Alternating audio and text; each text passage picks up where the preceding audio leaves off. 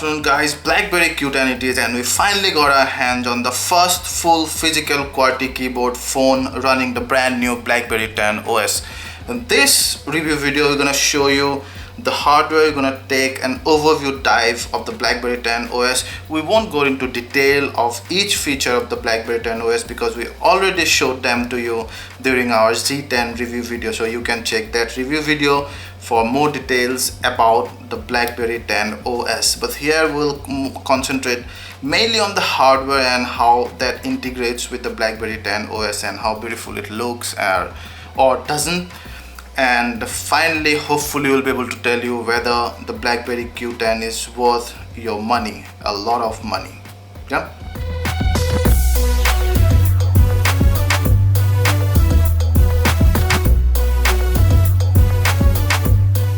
The Q10 borrows a lot of its looks and design elements from the higher end Blackberry Bold devices, but not necessarily for better.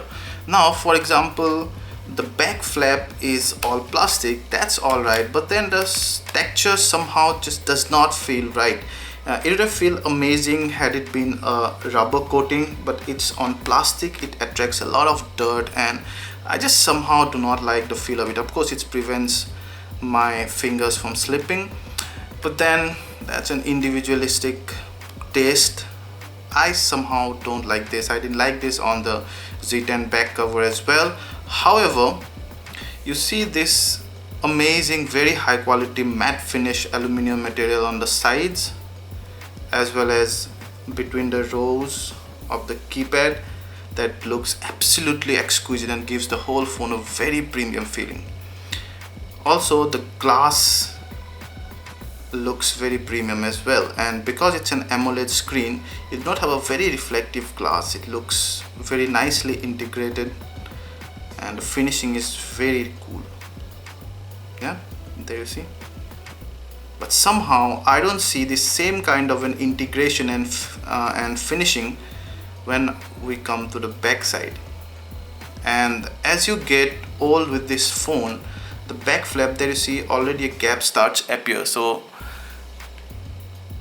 as you get old with this phone, when you open the back flap multiple times, then I just fear somehow it won't be that integrated as it is right now with the side. Having said that, overall the phone has a very premium look and feel. It feels good overall in hand and looks like it's a flagship full QWERTY keyboard device. Now on the front side you have the 3.1 inch Super AMOLED screen, 720 by 720 pixel with an aspect ratio of 1:1. You have the earpiece here, your notification light and sensors there. You have your 2 MP fixed focus front camera here. Then you have 4 rows of full-size QWERTY keyboard. This one is amazing. It has the same texture that you would find on the Blackberry Bold. So it has kind of a peak, and when you type it, it makes sure that your finger doesn't just slip off. You see. Now there is one difference with the Blackberry Bold handsets where it had 5 rows. Now the Q10 does not come with the topmost row, which consisted of the call button, call end button, then you had the menu button, back button, and then the much popular trackball. And now the trackball used to be a great time pass for us, and we are somewhat disappointed of not having that, although the back button essentially is not required because of the way the Blackberry 10 OS operates. But then we would have at least liked the call start and call end button because that's the most and hopefully the most used buttons on a physical QWERTY keyboard. Apart from that, the keys are big. There enough space in between, there you see, because of the aluminum strip here, so you won't have any problem even if you have the biggest of fingers to type on it. Yeah, you also have the virtual keyboard here in case you prefer that. So that's the front, and because it's AMOLED, so it's not reflective and it should have a great viewing angle. We'll just check that out in a bit. On the right side you have the volume rocker, the volume up button, volume down button, and then you have the play, pause plus the voice command toggle button there. On the left side you have the micro HDMI port through which you can use an HDMI cable to play this phone's content directly on your TV. Then you have a micro USB port for data transfer as well as charging the phone. Below you have the speaker and your mouthpiece. On top you have the 3.5mm jack, the power button, and 2 noise cancelling mics. Backside, as I showed you, it's plastic, the Blackberry logo, the 8MP autofocus camera along with an LED flash. When you open the back flap, you will see the 2100 mAh battery, space for your micro SIM, and then your micro SD card. So the Blackberry Q10 has 16 GB of internal memory, but you can use your micro SD card to extend another 64 GB of external storage. Specs wise, again, this guy is powered by a Qualcomm Snapdragon S4 1.5 GHz dual core processor. It has an Adreno 225 GPU, 2 GB of RAM, and as I told you, 16 GB of ROM. So specs wise, it has the specs of a flagship, and you would not actually need that kind of a power on this kind of a screen and the operation that you mean to do on this, because the Blackberry QWERTY phones have generally been used for business, but then the Canadian company this time is in no mood to let you think that this is only for business. Now Blackberry actually want you to believe that the Q10 is like your work hard and party harder philosophy. So this guy has all the business element, plus it should be very rich in multimedia and power to give you all the features and the privileges that you would only get with a full touch high-end consumer device.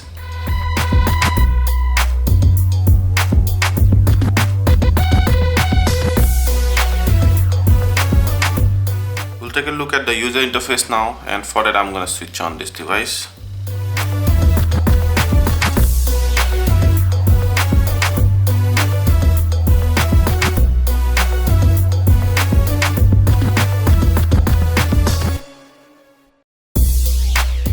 There you see, finally it's on. It takes a painstakingly long time to start up, almost 1 minute and 15 seconds. It also takes about 28 to 30 seconds to switch off. Now that's a lot. Now again, you've seen the Blackberry 10 OS on the Z10. Now note that although the Q10 has the Blackberry 10 OS, but then it's greatly optimized for to take advantage of the physical keyboard. And also when you go to about device, you will notice that it's actually 10.1 and not 10.0 like on the Z10. 10.1 fixes a lot of bugs and instability of the OS and makes it all the more better than the previous version of Blackberry 10 OS. You have the same popular features like Blackberry Peak, then you have Blackberry World, you have BBM video in BBM, and then you'll also have Blackberry Hub, where all the information, all your mails and your messages and other stuffs are aggregated. There you see Hub. In Hub you have Twitter updates and messages, and then you have YouTube services, all mails and everything. And if you want to have a look at all of them separately, then you can go to notification. I do not have a notification, BBM or text messages, Gmail, etc. Yeah. You can add your account from here, and you can add all these accounts, your any mail account, Facebook, Twitter, LinkedIn or Evernote, and accordingly you'll see all the notifications there. Again, there you see you can just go to the bottom of the screen and pull it up to make it a background app, and then you can keep browsing. Now some of the cool tweaks that came with the Q10 is that press anything and it'll show you the related apps or messages or mails, all thing. Now if you want to mail, as I just type M and you can just go to compose mail and you can compose your mail. And even cooler than that is the idea is that just write tweet and write just testing the Q10. Where is yeah, you see it automatically says post a tweet and gone. Yeah, you want a Facebook post? Yeah, no problem. Facebook, I'm just testing Q10. Update Facebook status. There you see, post. Cool. So it takes advantage of the physical keyboard greatly and gives you some really cool shortcuts. And let's check out the lock screen. There is the lock screen. Now I can straight away go to my camera from here, keep pressing, and the moment it fills up, it starts the camera. There you see. But I have notifications here. Now I cannot just pull them anywhere or tap them to straight away go to the notification. No, I need to go the usual way. So that's something we would have liked to be better optimized. Probably I would have liked to go straight from the lock screen to my messages or mails if there are any pending. Now you can go to the sleep mode here and it will start the clock. You can set your alarm here or you can come out of sleep. Yeah? You can also have those notifications quickly, and then your apps. So let's check out some of the apps. They almost stay the same as they were on the Z10. Browser is almost desktop grade. It's amazing. However, you won't find the same experience here as you would have on the Z10, mainly because of the small 3.1 inch screen. The texts are really small, and for almost everything you need to zoom the site. Yeah, so there you see it's pretty effortless, but when I zoom in, when I zoom back, then it's not that smooth. Yeah. You can also double tap.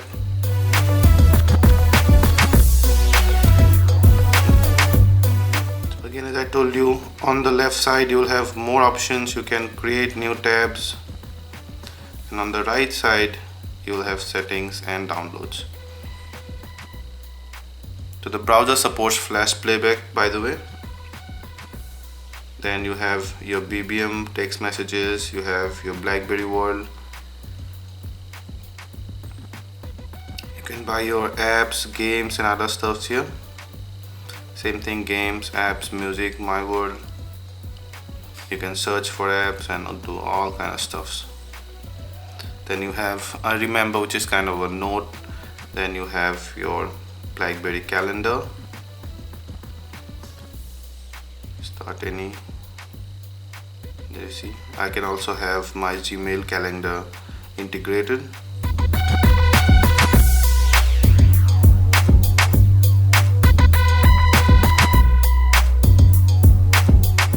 Then you have docs to go. You have pictures. There you see. Now we did like not to be able to multi-select pictures, and even on the 10.1 we do not have that facility, so you cannot multi-select photos and do with it. However, you can select one photo and then have these multiple options like slideshow, then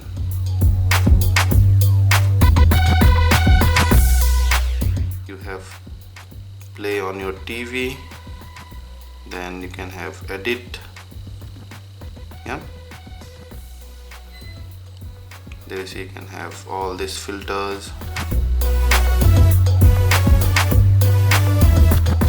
or you can set the auto enhancement, or you can transform, crop the stuff.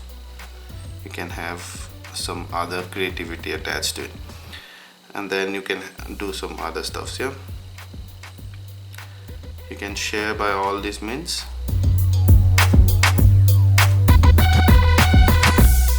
Then you can go to edit from here as well, and you'll have all these other options. There's a music app.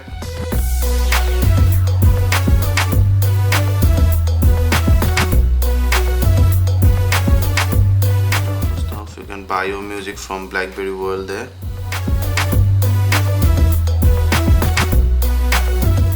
Then you have video, will come back with the performance. Then you have a story maker where you can use some of your media, some of your photos and all to create an album. You can go here, you can now multi-select many photos, and then I can click next, and I can have any sample song, whatever. Let's say I want to be with you, and then next, and that's fine. And then it just created a story album. So it's kind of a video that just shows my photos in a creative way to tell a story. There you see. So probably you've come back from a trip and you want to show the world all your snaps in one go with music and other stuff creatively. Then it's a pretty cool thing. Yeah. You can also tweak them. Then you have many third-party apps like Facebook, Twitter, LinkedIn, Foursquare. There you see, pretty smooth, as you can see. Overall the navigation is quite smooth. Let's go to settings, and that's about. I've shown you it runs on 10.1. that's the model number. And then you have your network settings, then your notifications, then accounts. I've shown you, you have your display settings there, language and input. Your voice control. Blackberry Link is to sync files with your desktop or laptop. Then set your Blackberry ID, set your Blackberry Protect, security and privacy. You can wipe all your data from your software update, storage, and various payment option which is not available in India.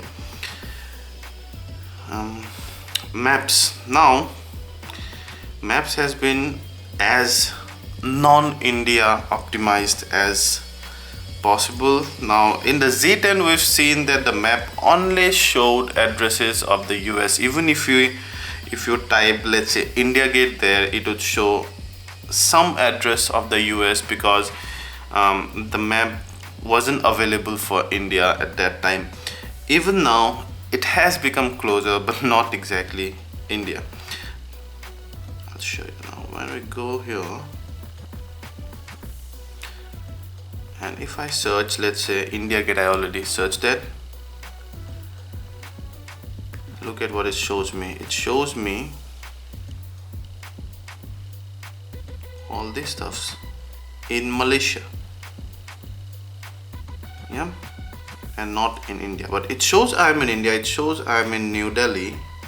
But whenever I search something, even on inside New Delhi, it shows me addresses of Malaysia. Now when I actually try to search this, you will know India, or let's search something else. Let's search what, Taj Mahal.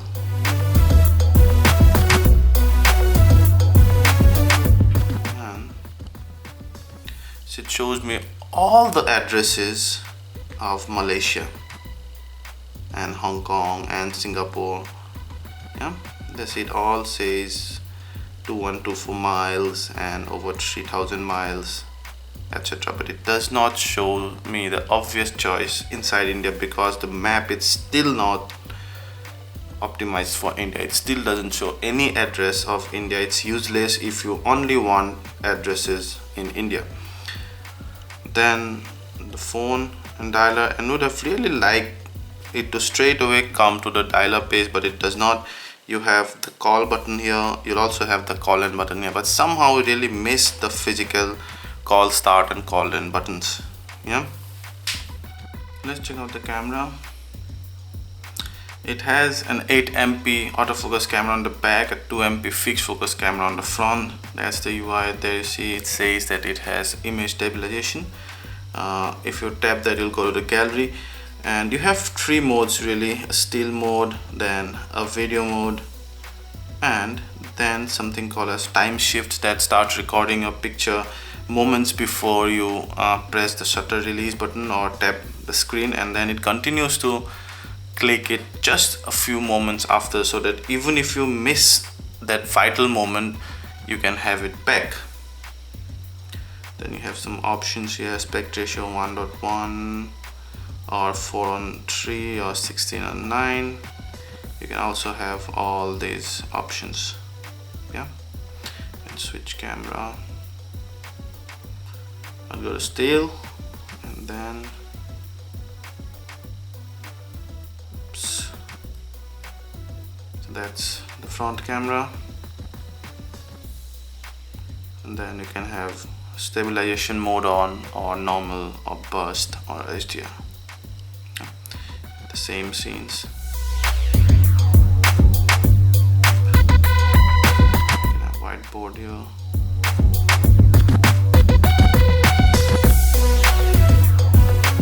Yeah, so that's pretty much about it, about the camera.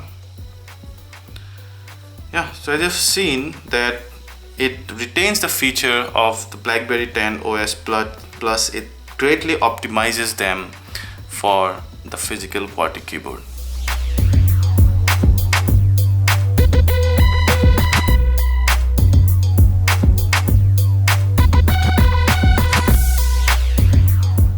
We never faced absolutely any problem while transitioning through the UI, while coming out of the app, or while switching from app to app, moving any app to background and then walking on another app. You can have many number of background windows open here and still the system won't slow down. That's cool, and actually thanks to the dual core S4 processor.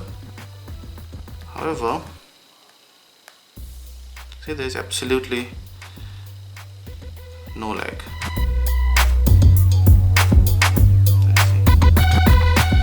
However, the start time, the boot up time, and the switching off time really annoys us sometimes. I don't know if it's encrypting the data or something, but it really takes a long time. It takes, as I told you before, so it takes about 1 minute 15 seconds to boot up, and then about 30 seconds to switch off. Call quality is absolutely fabulous. We didn't have any call drops or ghost voices on either side. And I even went to the second level of my basement, and even there this guy was trying to pick up the signal. I still had 1 bar in my signal, although the voices were breaking, but then almost most of the phones give way. Music playback is decent through the speaker, however it's better to the earphones. Does not have much bass though.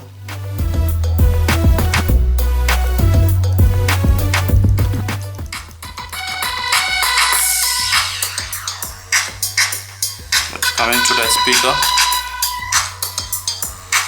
It's pretty flat, does not have that bass. However, through the earphones it has deep and proper bass and with treble. Yeah. Then let's check out if it can play some cool videos. So I'm gonna first test it with the 1080p 30 frame per second progressive.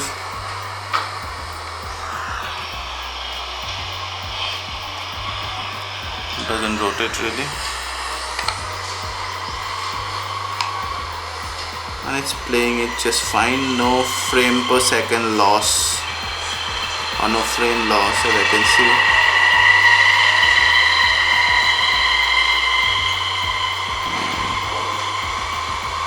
And that's pretty cool. So I'm gonna check out and stress it just a bit more and try playing a 60 frame per second progressive file.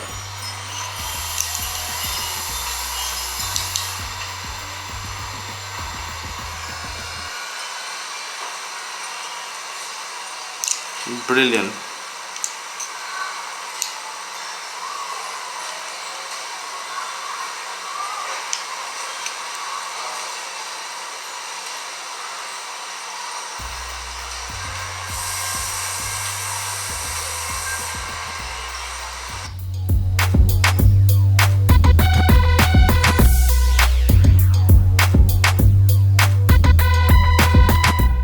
Again, almost no frame loss. That's incredible. Let's check out anything for shutter lag. So once it focuses, almost no shutter lag, just a tiny bit but insignificant. Cool. And let's see how it starts the video.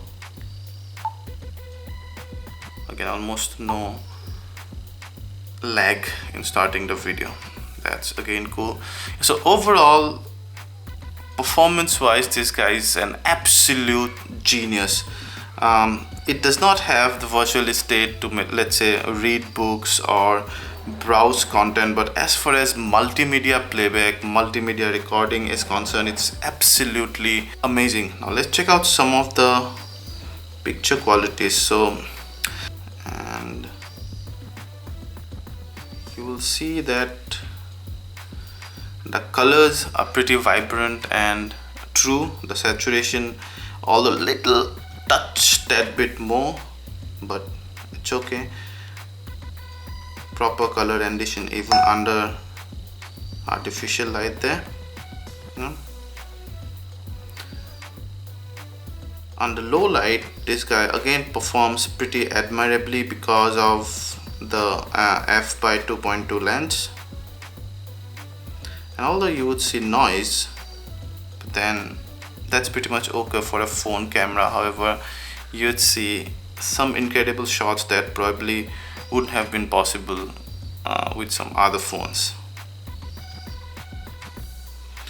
So low light imaging is more than decent. Under enough light, imaging is pretty cool. Video recording is pretty decent as well. So all in all, a very decent, powerful multimedia pack compact into a business body. Yeah.